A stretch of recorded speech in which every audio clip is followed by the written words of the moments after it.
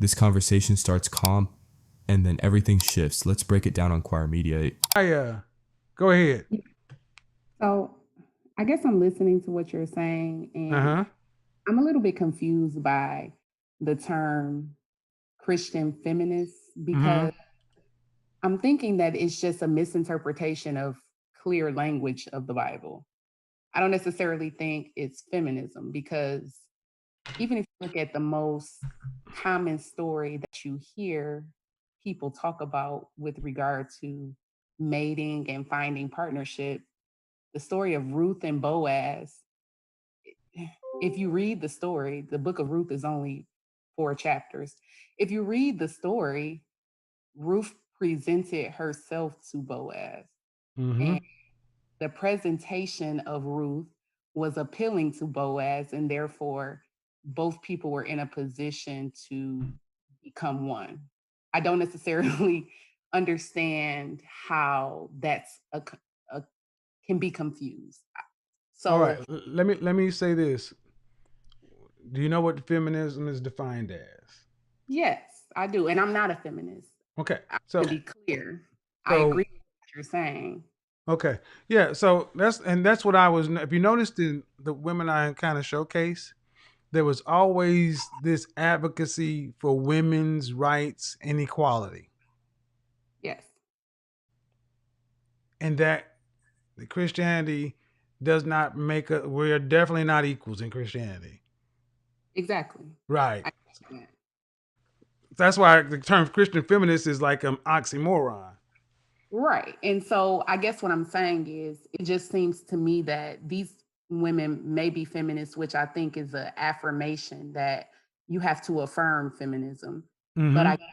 the bigger thing is they're just misinterpreting clear language. And Mm-hmm. so it it's interesting to me that the word Christian and Christianity is being thrown around and these individuals aren't very clear about the book if you believe it from cover to cover. Well, let me tell you what I think one of the big Clear. problems is, and Tiffany's in here.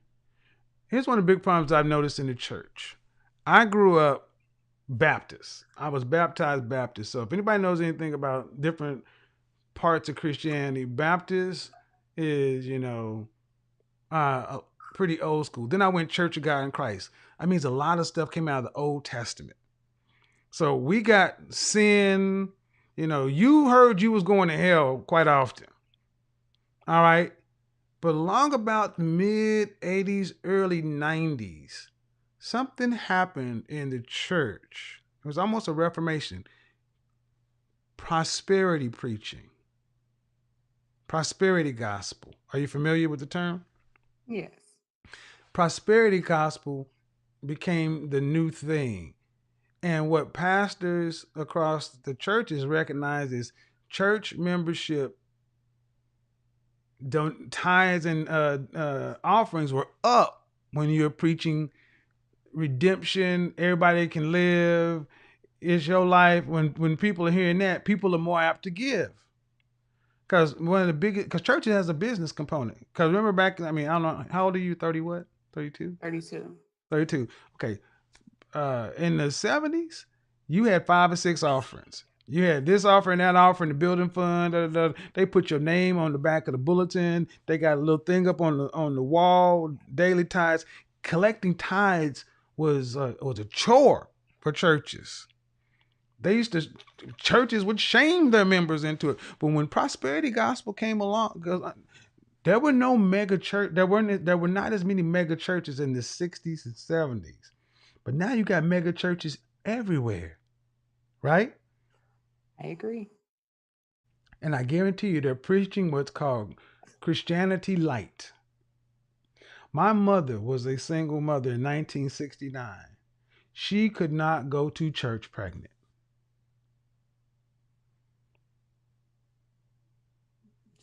That's facts. Okay?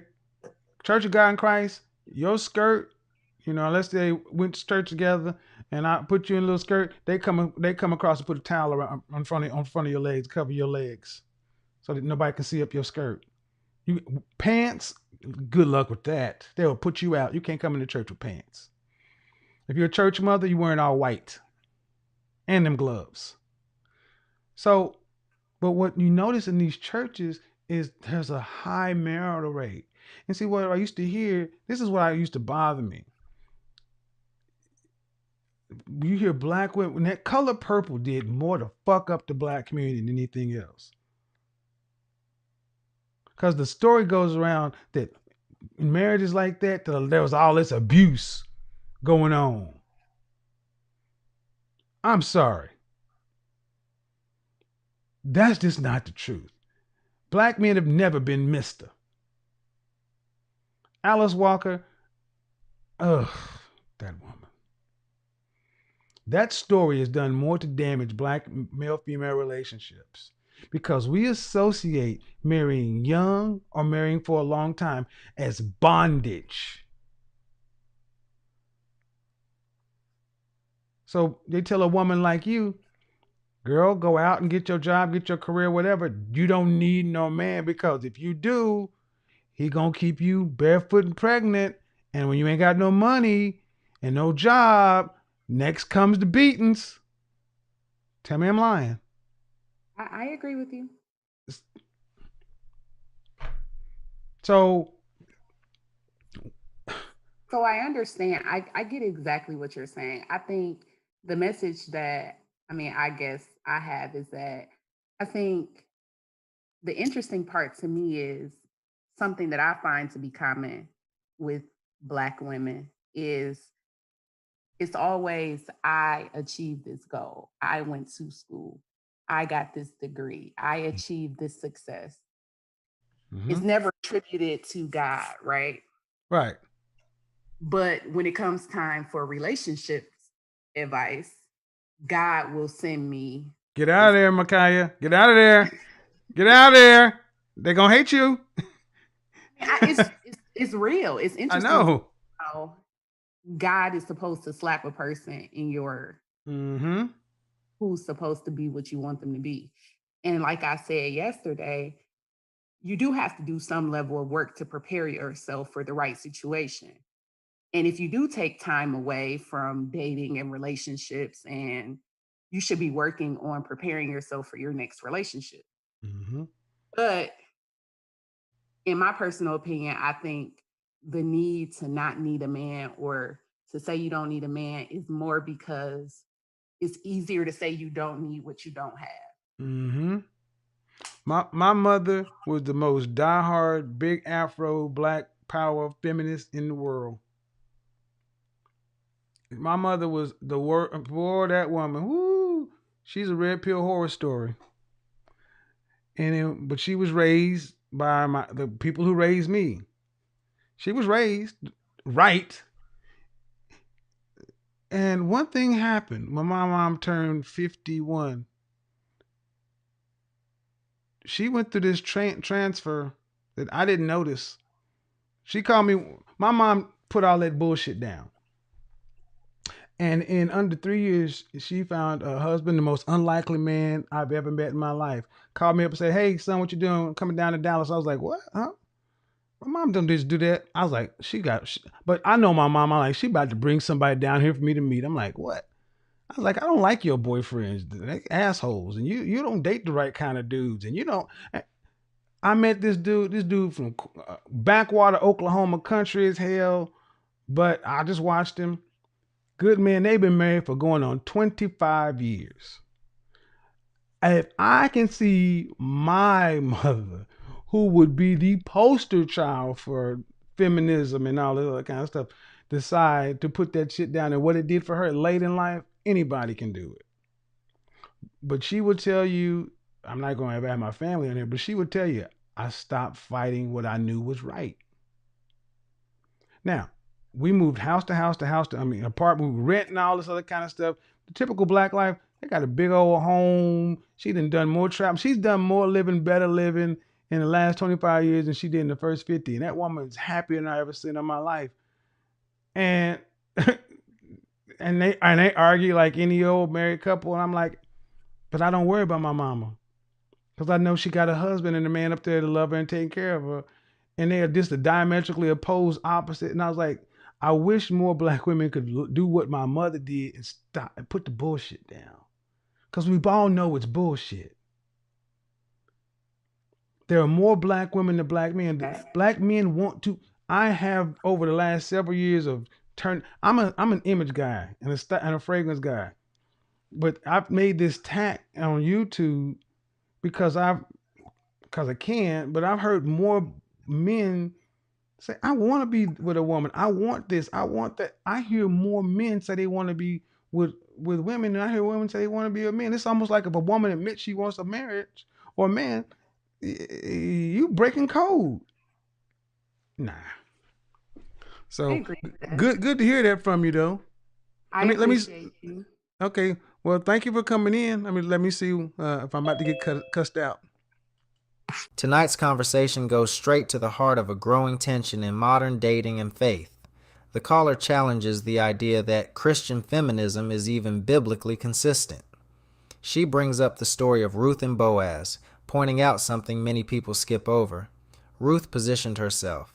She presented herself in a way that was appealing, intentional, and aligned with the structure of biblical partnership. That wasn't rebellion. That wasn't competition. That was cooperation. And that's where the reaction really begins. Because what Kevin highlights isn't about attacking women. It's about pointing out a contradiction. Christianity, by its structure, teaches complementary roles, not interchangeable ones. Yet modern culture pushes independence as the ultimate virtue. So when someone tries to merge radical independence with biblical submission and order, you get tension. You get confusion. You get what he calls an oxymoron. Then he pivots to something deeper, the church shift in the 80s and 90s, the rise of prosperity preaching, the softening of hard doctrine, the shift from accountability to affirmation. And alongside that, culture began celebrating the idea that women don't need men at all, career first, independence first, relationship optional. But here's the part that hits. He says it's easier to say, I don't need a man, than to admit you want one and don't have one. That's uncomfortable. That challenges pride. That forces vulnerability. And then he brings it home with his own mother, a woman he describes as deeply entrenched in feminist ideology, until later in life when she put it down, embraced partnership, and found lasting marriage. According to him, her quality of life improved dramatically. Stability, travel, companionship, peace. Now, whether you agree or disagree, the core message is this. If you want marriage, your mindset has to align with marriage. You can't reject structure and expect the benefits of structure. You can't say you want partnership while resisting cooperation. This conversation isn't about silencing women. It's about asking a hard question. Are modern beliefs helping people build families or quietly keeping them single? That's the tension, and that's why this one hits deep.